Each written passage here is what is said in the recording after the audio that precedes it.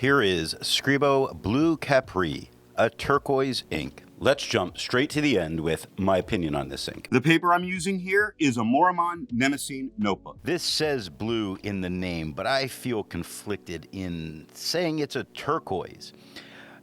I've been very wrong before, and so I'm willing to add to that list with this one. Now, there's slight variation in tone by nib, and it generally does display some shading, but the best of it is with the stub nib like you're seeing now. This is a very reactive ink on non-fountain pen friendly papers, meaning it changes tone and that it is consistently inconsistent, meaning you would have to test this on the paper you're going to be using it on to see exactly what kind of color you're going to get. Disappointing and a solid pass for me. Though it kept me on my toes during the testing, it was enjoyable enough for that, not enjoyable enough that I would want a bottle or even to test it again. All of the writing samples are done with a Retro 51 P51 with a fine nib, a Retro 51 Corsair with a medium nib, a Retro 51 Lincoln with a 1.1 stub. The pen for today is a Lamy Safari. Now that we know my opinion on this ink, let's see how I got there with the first writing sample done on Clairfontaine. Looking at the extra fine nib, it's a light tone, but it's definitely not too light to read. It's easily readable on the page. No feathering, no spread. There is some light shading that goes off. You see it in Gandalf on the first line, where the GA is a little bit darker than the N and beginning of the D. During the D, it darkens up into the A, lightening a little bit as it works its way towards the F, where in that downstroke it gets darker. But on the majority, it doesn't shade a ton. I'm really pointing out what's there that you'll only see if you're looking for the shading. Otherwise, it doesn't really come across as a shader. Looking at the medium nib, it is a slight bit darker than it was with the extra fine. No feather, no spread. Yes, it does shade. I think it shades better than it did on the extra fine. And it's more noticeable. It's still not huge, but from one word to the other, like they did on the second line, noticeable amount of tone change. Looking at the stub nib, it is darker than it was with the medium. We have no feathering, we have no spread, we have better shading than we've seen in the other two. Not like, or not unlike what was seen in the beginning during the opinion. Look at Mirkwood on the third line. The M during the second loop of the M is lightening up. It stays light into the I, lightens a little bit more into the R. During the K, it gets very dark, and then it works to a mid-tone on the woo, but the D at the end does darken up a little bit more.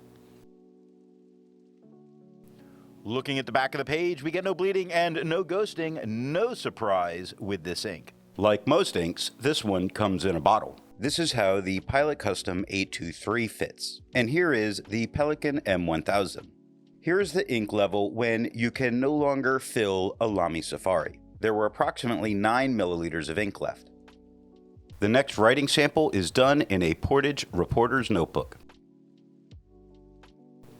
Looking at the extra fine nib, it is just as dark as it was with the Clairfontaine. I see a slight tone shift where it's just a little bit more green leaning, I think. It's definitely a blue turquoise, but I feel like I see a little bit more of the green. Not a big deal. No feather, no spread. Sure, it shades about as well as it did on the Clairfontaine. It's just not the same blue-leaning turquoise it was. It's something different. Looking at the medium nib, it is a little bit darker than it was with the extra fine. Same tone as the Clairfontaine, same blue-leaning turquoise as the Clairfontaine. No feather, no spread, shades. I think a little bit better than it did on the Clairfontaine. Take a look at Invisible. The V is lighter than the letters around it. Now, fine underneath that starts with a mid-tone with the F, lightens up on the I, but during the N starts getting darker and very dark at the E. shading much better here than I think it did on the Clairefontaine. Looking at the stub nib, it is a little bit darker than it was with the medium, little lighter than the Clairefontaine. Still holding on to the blue lean from that Clairefontaine. No feather, no spread. Yes, it is shading, not as well as it did on the Clairefontaine, but shading better than it did with the medium nib. Looking at the back of the page, we get no surprises with no bleeding, no ghosting. Easily writing back here. There's a lot to learn by doing multiple chromatographies. The one on the left is immediately put into water for 10 to 15 seconds. The one on the right, marked with a D, is let dry for 10 minutes before putting into water. The next writing sample is done on a national brand Steno notebook. Looking at the extra fine nib, it is just as dark as it was on the Clairefontaine. Obviously a very translucent ink, as it's become a very green leaning turquoise. Not unpleasant at all to look at. I think it looks better on this paper than it does on just about any other. This slight green lean I think is really working in its favor.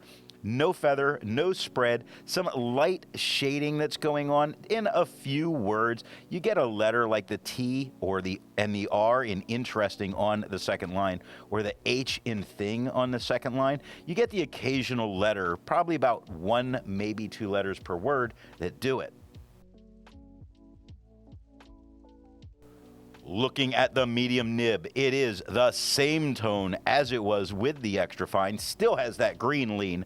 Comparing to the Clairefontaine, little lighter than it was on the Clairefontaine. Definitely not the same tone of turquoise. No feather, no spread. Yes, it shades. No, it doesn't shade as well as it does on the Clairefontaine. I'm not really going to call this one for its shading here. I think it's a very pleasant tone on the page. If this is what you're writing with, though, at work, I don't know that it would pass. Looking at the stub nib, it's the same tone as it was with the medium and the extra fine on this paper, lighter than it was on the Clairefontaine. Still, obviously, a green-leaning turquoise here. No feather, no spread. Yes, it shades better than the extra fine or the medium did on this paper, but nowhere near as well as it did on the Clairefontaine.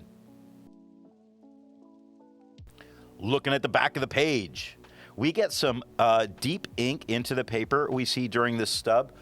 Not so much with the extra fine or the medium. I think you could easily write back here. Nothing bled through touching the page underneath. Resistance tests are done to see how this ink can be expected to perform on the page, and more importantly, how hard it may be to clean from your pen. The smear is allowed to dry for 3 days before testing it. The highlighter is on the top left, pen flush is on the top right, 1/3 bleach solution is on the bottom left, and water is on the bottom right. The next writing sample is done in a Rhodia notebook. Looking at the extra fine nib, it is the same tone as the Clairefontaine. We get no feathering, we get no spread, we do get shading. About the same as we had on the Clairefontaine, but we're on the quad rule, and that's what we're looking at in this case. Strangely, it stands out from the quad. I was really expecting it to just blend in, but it is different enough in its tone that it doesn't just blend and become writing with little boxes all over it. It is writing when you're just reading it. So I'm pleasantly surprised here. Looking at the medium nib, it is just a little bit darker than it was with the extra fine, lighter than it was on the Clairefontaine by just a smidgen. With no feathering, with no spread, it does shade, I'm going to say about as often as it did on the Clairefontaine, maybe a little better than it did on the Clairefontaine. Like if you see dropped on the second line, the beginning of the D is lighter and it darkens up into the R, lightens at the O, darkens at the 2 Ps, darkens again at the E, lightens into the D, but darkens at the downstroke of the D. So I think it's shading a little bit nicer here than it did on the Clairefontaine. Looking at the stub nib, it is a little bit darker than it was with the medium. Same tone as the Clairefontaine. We get no feathering, we get no spread. We do get shading about as well as it did on the medium on this paper, not as well as it did on the Clairefontaine. Little surprising there, but that's what I'm seeing. Looking at the back of the page, no bleeding, no ghosting, well done. With over 1,000 inks reviewed, let's take a look at some color comparables. Here is Califolio Turquoise. Here is Lamy Turquoise. Here is Robert Oster Marine. Here is Visconti Turquoise. The next writing sample is done in a composition lab notebook. Looking at the extra fine nib, it is a little lighter and duller than it was on the Clairefontaine. We have no feather and we have no spread. We do have shading, not quite as well as the Clairefontaine, but it definitely is there. Now, looking at the quad rule, I don't think this is helping it here. While it could stand out on the Clairefontaine, this one, that little lighter and duller, makes it sort of just blend into its background. It's almost working like it, the quad rule's camouflage for your handwriting. Looking at the medium nib, it is the same tone as the extra fine, lighter than it was on the Clairefontaine. We get no feathering and we get no spread. We do get shading. I think a little bit better than we got on the extra fine here. Not as good as we had on the Clairefontaine. Still, the shading that's going on is not a standout feature of it. There was the hope that these slightly wider lines were going to help it with the quad rule, but holding on to hope means often bad things. It didn't. It's blending to me visually, so I would not want to see a student use this in their notebooks. Looking at the stub nib, it is darker than it was with the medium, lighter than on the Clairefontaine, about as dark as the medium was on the Clairefontaine. We have no feathering and we have no spread. We do have some shading, not as well as it did with the Clairefontaine, not a surprise. But if you look at especially there on the second line, the S is a little bit lighter than the E and P that surround it. Now the EC are mid-tone and the IA lighten up a little bit. The LLY at the end do get quite a bit darker. Looking at the back of the page, no bleeding and no ghosting, so if a student really wanted to, they could use it in this notebook. While it's nice to see ink in the same color family, I prefer to see ink to complement the color on the page. Here is Platinum Pink. Here is Diamine Orange. Here is Robert Oster Chocolate. Here is Sailor Studio number 670. The last writing sample is done on 20-pound copy paper. Looking at the extra fine nib, it is a little bit darker than it was on the Clairefontaine. It does feather and it does spread about up to a medium. There is no shading. This is serviceable in what I'm seeing on here. It still holds on to that blue lean, which is pretty good. And I mean, I guess you could go with it if you wanted to.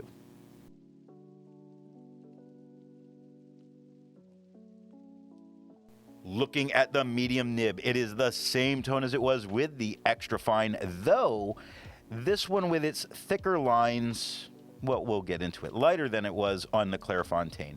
Yes, it feathers. Yes, it spreads. Now, on the tone, it shades. But in some of the lighter areas, it shades and sort of color shifts from being a blue lean to a slight green lean. And I'm just looking at the LAR of largest. It's just a slight tone difference that's going on that changes during the G into the E.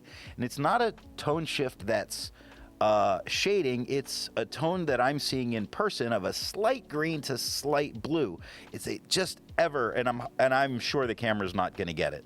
So there's that. Looking at the stub nib, it is darker than it was with the medium or the extra fine, but only by a smidgen. lighter than it was on the Clairfontaine. It does feather. It does spread. I think both the feather and spread are more than it was with either the extra fine or the medium. And let's remember that extra fine came up to about a medium in its spread. The feathering to me is a bit distracting in what's going on. It's really a bad combination. Shading, not really. And thankfully, because I would hate to have a redeeming quality to make me think about it here. Looking at the back of the page, you can see the ink gets very deep into the page. You wouldn't want to write back here, but nothing bled through touching the page underneath.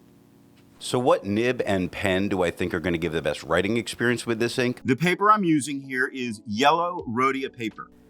The extra fine is easy to read at its lightest tone and has minor bits of shading.